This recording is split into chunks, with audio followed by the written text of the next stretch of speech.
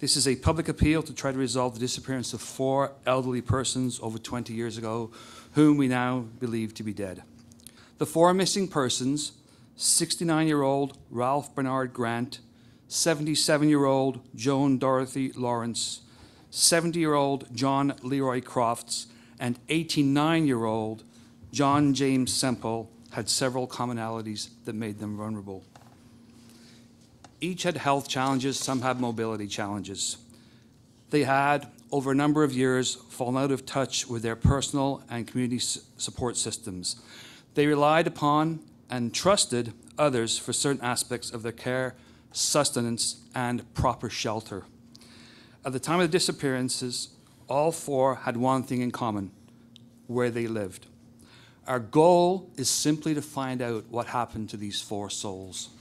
This investigation is about the operation of 2 retirement homes and a 3rd property referred to as the farm property, for the most part, where elderly people were boarded. In 1994, the first home, called Cedar Pines Christian Retirement Home, opened in Emsdale, Ontario.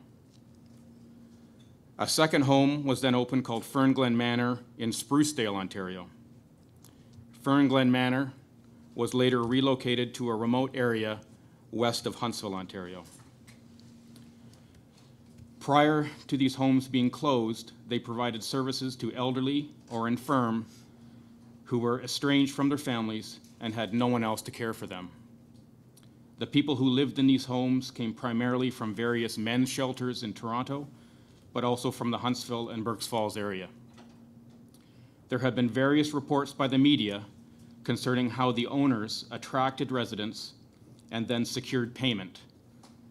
But these are specifics, evidentiary in nature, and I am unable to comment on them. I want to be very clear. The OPP is treating this as a homicide investigation.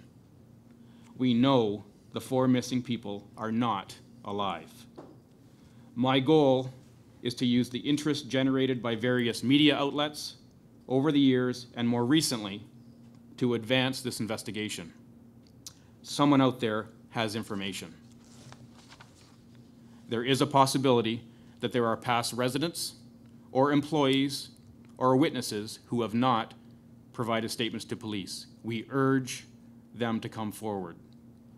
There is no statute of limitations on fraud or homicide in Canada, and we are constantly assessing our evidence.